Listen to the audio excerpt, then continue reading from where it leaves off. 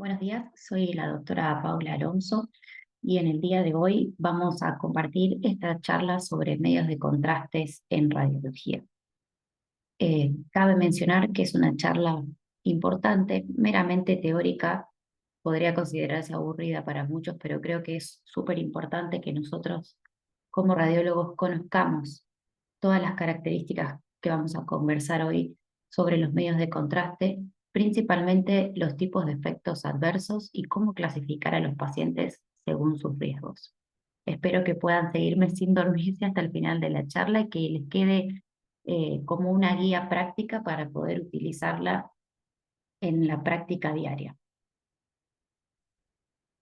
Como todos ustedes saben, los medios de contraste que manejamos en radiología son los contrastes varitados que se utilizan principalmente para el estudio del sistema gastrointestinal, que no van a ser motivo de estudio en la charla de hoy, y los contrastes iodados y el gadolíneo, que son los que utilizamos en neuroimágenes, ya sea por tomografía computada o por resonancia magnética, respectivamente. Los medios de contrastes iodados endovenosos son los que vamos a conversar en primera instancia. ¿Cómo podemos clasificar este tipo de contrastes? De dos maneras, según su estructura molecular o según su osmolaridad. Según la estructura molecular podemos clasificarlos en compuestos iónicos, no iónicos o moléculas diméricas. Y según su osmolaridad los clasificamos en hiperosmolares, hipoosmolares o de baja osmolaridad, y por último, los isoosmolares. El contraste iodado endovenoso, como pueden ver en estas imágenes, modifica su estructura cíclica de acuerdo a si están clasificados dentro de los compuestos iónicos o no iónicos. Y cada uno tendrá algunas características diferentes que conversaremos durante la charla de hoy.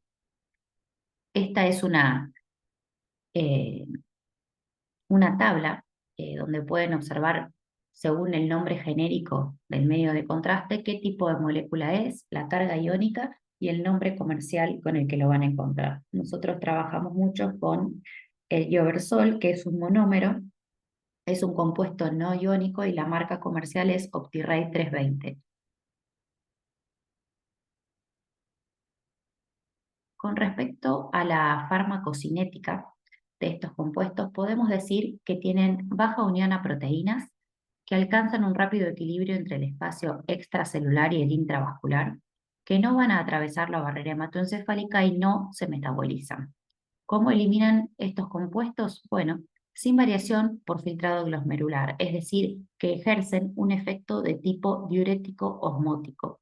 El 90%, que es algo que nosotros habitualmente le contamos al paciente antes de hacer la inyección de contraste, el 90% se va a eliminar en las próximas 24 horas.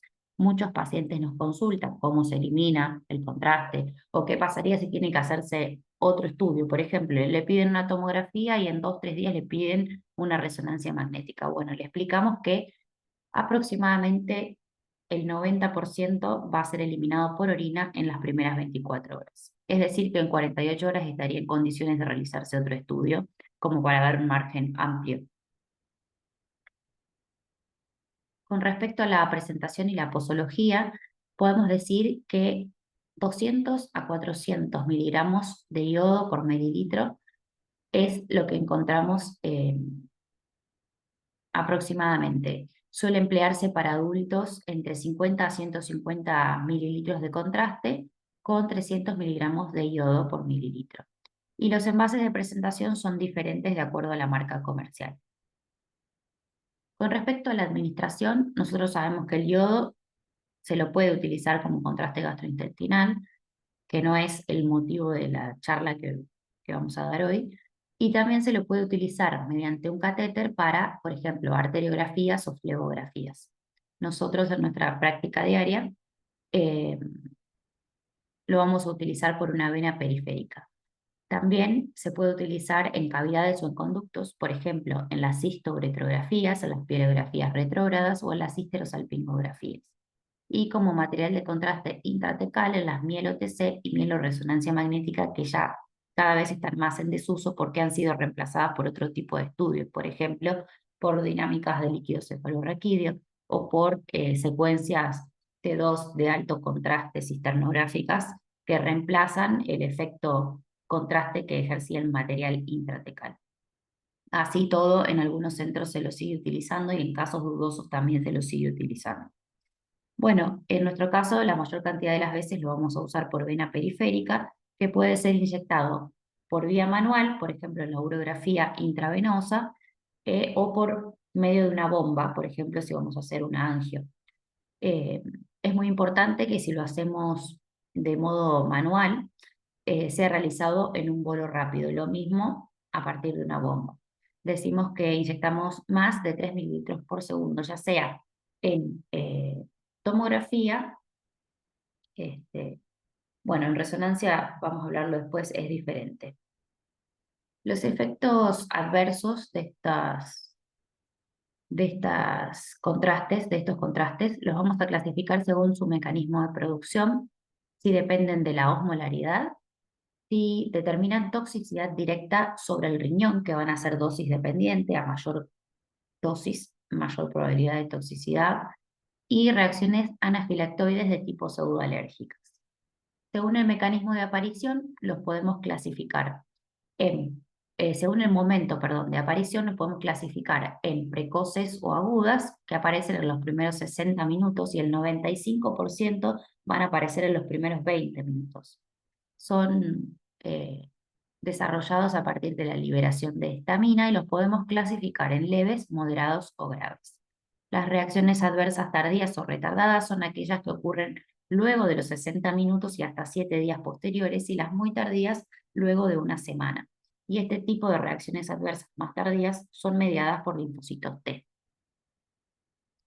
Los efectos adversos precoces o agudos dijimos que los podíamos clasificar en leves, moderados o severos. Los leves presentan una incidencia de aproximadamente el 15% con los contrastes iónicos o hiperosmolares y de un 3% con contrastes no iónicos e hipoosmolares. Aquí ustedes ya van a ir tomando nota del tipo de contraste que es más sugerido para utilizar por menor tasa de efectos adversos. El OptiRay 320, por ejemplo, es un contraste no iónico hiposmolar que tiene esa tasa de efectos adversos, o sea, aproximadamente el 3% de efectos adversos precoces leves. ¿Cuáles son estos efectos adversos? Enrojecimiento, prurito, urticaria, náuseas y vómitos, dolor local, cefalea ligera, etc. Los efectos adversos precoces o agudos de grado moderado son la hipotensión arterial por reacción vasovagal o el broncoespasmo, que puede agravarse con edema laringio y edema facial. Los efectos adversos precoces graves son las convulsiones, el shock hipotensivo y el paro cardiorrespiratorio. Ahora pasaremos a los efectos adversos tardíos que pueden ocurrir después de los 60 minutos de realizada la inyección hasta 7 días después. Estos incluyen menos del 5% de todas las reacciones adversas. Pueden presentarse cefalea, urticaria, máculas y pápulas, petequias, náuseas, fiebre, alteraciones gastrointestinales o dolores locales. Los efectos adversos muy tardíos son aquellos que se presentan luego de una semana de realizada la administración del contraste, y el único que vamos a mencionar aquí es la tirotoxicosis. Hay que tener en cuenta que no debe administrarse el contraste iodado en pacientes con hipertiroidismo manifiesto y que no estén en tratamiento. Ahora vamos a conversar un poco sobre factores de riesgo, es decir, la posibilidad de que un paciente realice un efecto adverso ante la administración del yodo endovenoso. Si el paciente tuvo una reacción adversa previa, decimos que del 8 al 25% de probabilidades de que vuelva a ocurrir. Los pacientes con antecedentes alérgicos tienen más riesgo de reacciones anafilactoides. Los pacientes asmáticos tienen mayor riesgo de broncoespasmo. Los pacientes que tienen un grado alto de ansiedad, esto ha sido demostrado en varios estudios científicos, ha demostrado ser un factor de riesgo porque desencadenan con mayor rapidez las reacciones adversas. Y tratamientos crónicos con beta bloqueantes. Los grupos de riesgo los clasificamos en leves, moderados o altos. Los leves, aquellos pacientes que sin antecedentes ni enfermedades concomitantes se presentan a realizarse el estudio y que no han tenido una reacción adversa previa grave, o sea, pueden haber tenido algo leve. El grupo de riesgo moderado son aquellos pacientes que tienen más de un antecedente o enfermedad concomitante, antecedentes de atopía o de reacción adversa moderada previa. Y los de grupo de riesgo alto son aquellos que tienen distintas causas de riesgo y enfermedades de base, edad avanzada, que consideramos más de 70 años, o antecedente de reacción adversa grave previa. Con respecto a la premedicación, que es una pregunta que nos hacen siempre a nosotros, ya sea los pacientes o los colegas, nos estamos manejando con las últimas guías que normalmente son las que se utilizan a nivel mundial. Las recomendaciones que se utilizan hoy en día son las mismas que recomienda la Sociedad Argentina de Radiología. Si el riesgo es leve, es decir, yo clasifico un paciente con riesgo leve, no necesita premedicación. Hay muchos lugares en donde indican a todos los pacientes. Hasta no hace muchos años también nosotros indicábamos a todos los pacientes. Pero si el riesgo es leve, está demostrado que es muy poco probable que esos pacientes realicen una reacción adversa y nosotros le estamos agregando una medicación innecesaria, con lo cual no necesitaría premedicación. Los que tienen un riesgo moderado, normalmente se los envía para que hagan una consulta con el alergista, sin embargo, se sugiere una premedicación. En nuestros centros nosotros, los que tienen riesgo moderado, les damos premedicación a todos, eh, tengan o no la consulta con el alergista. ¿Qué se indica? Corticoides, metilprednisona, 2 a 3 dosis altas 12 horas antes de realizarse el estudio, más antihistamínicos, que usamos la loratadina, dentro de la hora previa al examen. Los que tienen riesgo alto se propone otro método diagnóstico, tratar de buscar un estudio opcional o realizar el estudio sin contraste endovenoso, porque es muy probable que puedan realizar el efecto adverso. Otros efectos adversos que vamos a encontrar comunes es la extravasación y no comunes la toxicidad renal, pero son efectos adversos que pueden ocurrir. ¿Por qué los mencionamos? Uno es banal, como la extravasación, que puede causar dolor, tumefacción, molestia en el sitio de inyección, y otro es grave, como es la toxicidad renal, que a veces suele ser transitoria. Ahora lo vamos a ver. La extravasación es el efecto secundario local más frecuente. Factores de riesgo que existen para que ocurra una extravasación: la utilización de agujas metálicas. Por ejemplo, si tienen la posibilidad de usar Avocat en vez de Butterfly, es mejor utilizar Avocat. Utilizar venas pequeñas en el dorso de la mano o del pie, sobre todo en los pacientes oncológicos, donde es difícil encontrar una vía. Utilizamos venas muy pequeñas y tenemos más riesgo de extravasación. Que el flujo que se utilice sea un flujo alto, los contrastes de menor osmolaridad, como no generan molestia en el paciente, es más probable que se haga una extravasación mayor. Los contrastes que generan una molestia o un dolor en el momento de pasaje del mismo a través de la vena, el paciente avisa, con lo cual la cantidad de medio de contraste extravasada siempre es menor. Y también es un factor de riesgo pasar o inyectar solamente contraste sin solución fisiológica posterior. Con respecto a la toxicidad renal, el aumento de creatinina más allá de un 25% previo o más de 0,5 miligramos por decilitro en los 3 días subsiguientes sugiere una nefropatía secundaria transitoria.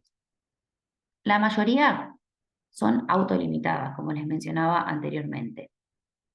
¿En quiénes ocurren? En el 2% de los pacientes con función renal normal, es decir, que es una baja tasa, y acá sí hay que prestar atención, entre el 50 al 90% de pacientes diabéticos con insuficiencia renal crónica.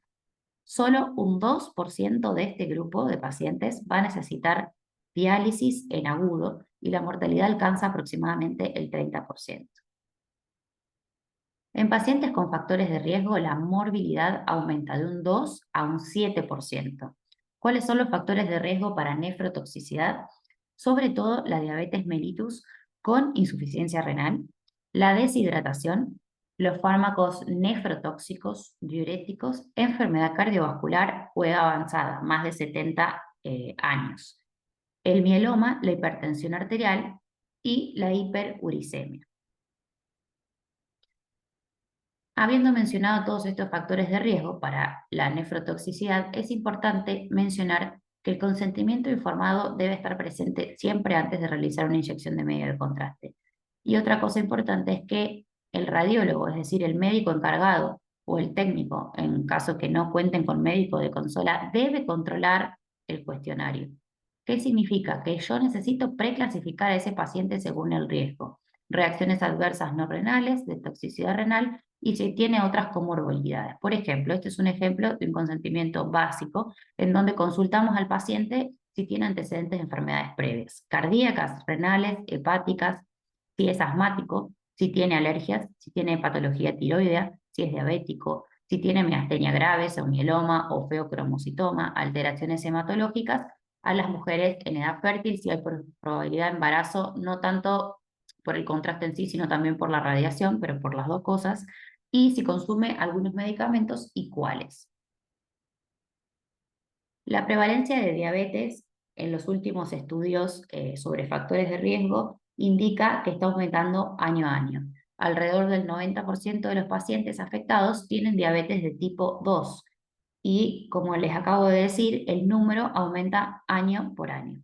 Con lo cual, sabiendo que hay una alta prevalencia en la población mundial de la diabetes tipo 2, tenemos que tener en cuenta este dato a la hora de administrar el contraste endovenoso. La diabetes tipo 2, debido a sus patologías asociadas, que normalmente son cardíacas y renales, entre otras, es un grupo poblacional que requiere normalmente estudios de diagnósticos con medios de contraste iodado endovenoso, ya sea angiografías, urografías, colecistografías o tomografías computadas. La metformina es el antidiabético oral de primera línea de tratamiento. Por lo tanto, es muy frecuente que la consuman los pacientes con diabetes de tipo 2 que vienen a realizarse un estudio contrastado. La acidosis láctica es el efecto adverso más grave en este grupo de pacientes. Por lo tanto, cuando son sometidos a estudios con contraste iodado endovenoso, debemos tener ciertas precauciones. ¿Cuál es la fisiopatología de la acidosis láctica en la asociación del yodo con la metformina? Bueno, el material iodado no se reabsorbe a nivel tubular y ejerce un efecto de diurético osmótico con reducción de la reabsorción tubular de agua y de sodio. Este mecanismo va a generar un incremento de la presión intratubular más el feedback túbulo-glomerular que llevarán a una reducción de la velocidad del filtrado glomerular, lo que va a aumentar la concentración de todos los fármacos que tengan excreción renal, como por ejemplo en nuestro caso la metformina. Al aumentar la concentración de la metformina, aumentarían los efectos anaerobióticos y formaría más lactato. Ahí explica la generación de la acidosis láctica por esta vía. ¿Cuáles son las recomendaciones? La FDA aprobó que debe suspenderse la metformina 24 horas antes de un estudio con contraste iodado endovenoso. Todos los que ustedes conocen, una angiografía cerebral, coronaria, tomografía computada con contraste, etc. Y revalar la función renal luego de realizado el estudio y antes de reanudar el tratamiento. La ANMAT en su disposición 8351 en Argentina, en otros países estará arreglado por vía de su Ministerio de Salud de otras maneras, sugiere discontinuar temporalmente en la ocasión del estudio con una antelación de 24 horas y suspender durante 48 horas subsiguientes. Es decir, que en Argentina la recomendación es 24 horas antes, lo suspendemos, hasta 48 horas después. Y una vez que quiero volver a administrar el fármaco, lo haré únicamente si la función renal está normalizada. Ahora vamos a pasar a la segunda y última parte de esta charla, que es más cortita. Espero que no se estén durmiendo y que algo de todo esto que estemos mencionando hoy les sirva para su práctica diaria. El gadolinio es el medio de contraste que utilizamos en resonancia magnética. La utilización de los agentes de contraste en resonancia magnética tiene fundamentalmente tres objetivos. El primero es mejorar la definición tisular. El segundo es incrementar las diferencias entre el tejido normal y el patológico. Y el tercero es proporcionar información funcional, es decir, el grado de realce en función del tiempo transcurrido desde la administración del contraste. Se trata con su administración de mejorar el contraste y por lo tanto la definición de las estructuras evaluadas. La base de los contrastes en resonancia magnética es la susceptibilidad magnética intrínseca del compuesto, que incluye el contraste. Es decir, la disponibilidad de esta sustancia para ser imantada o magnetizada si es expuesta a un campo magnético externo. Según la susceptibilidad magnética, los contrastes pueden ser diamagnéticos, paramagnéticos, ferromagnéticos o superparamagnéticos. Las sustancias, ¿no?, que vamos a exponer a un campo magnético pueden tener alguna de estas características. Los medios de contraste que habitualmente utilizamos en la práctica clínica diaria en resonancia magnética son medios de contraste basados en gadolinio, que es una sustancia paramagnética o un ion metálico. Dado que el gadolinio es tóxico, si se administra directamente, todos los medios de contraste que tienen en base el gadolinio, que son la mayoría, añaden a su composición una sustancia quelante. Esta sustancia puede tener morfología lineal o cíclica. Es decir, no es ni más ni menos que una molécula a la cual se encuentra pegada o sujeta el gadolinio y va a limitar la toxicidad en el organismo.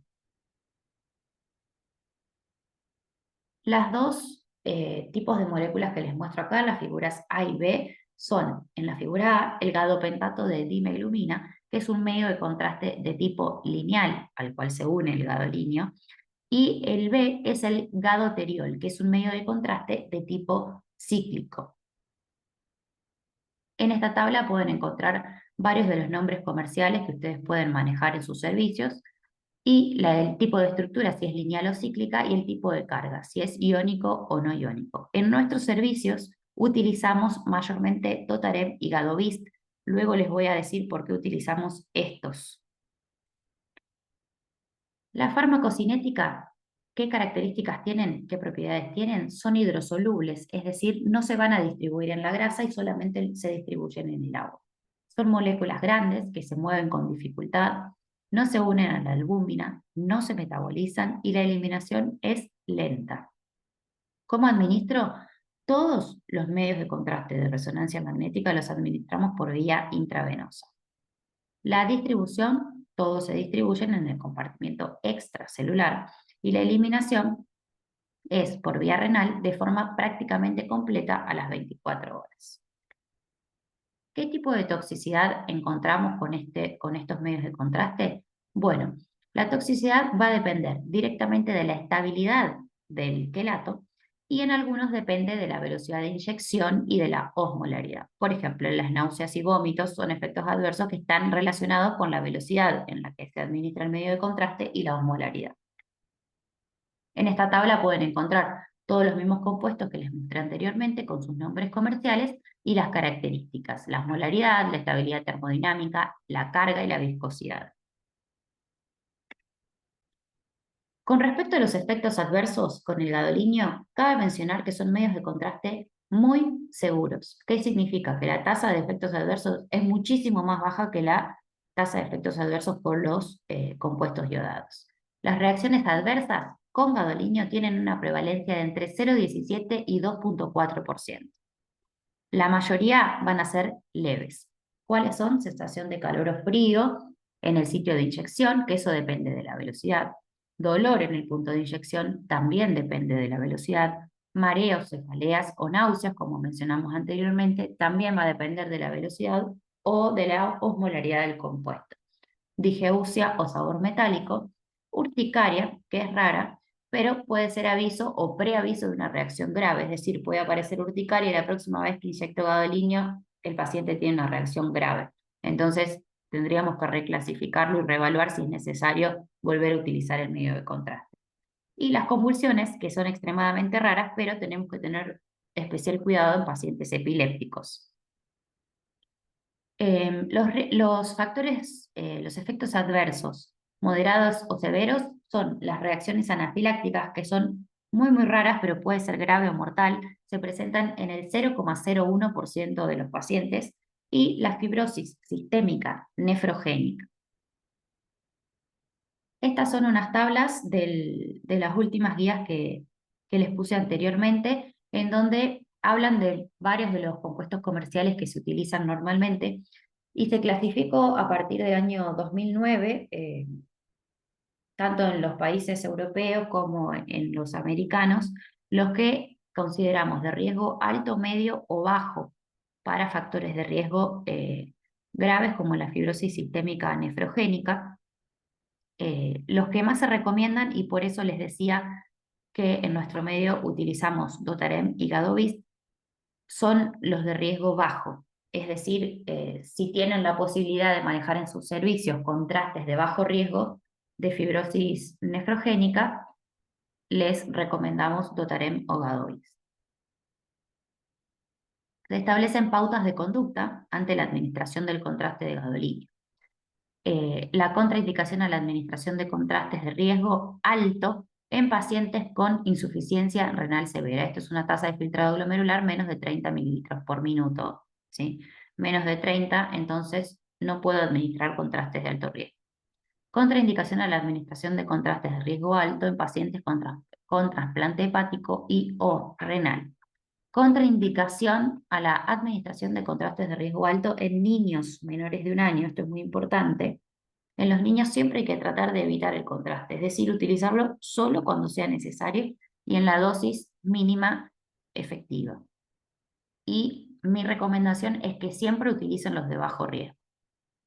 Y hay que tener una cuidadosa valoración del riesgo-beneficio en pacientes que tengan una tasa de filtración glomerular de menos de 30 mililitros por minuto, etc.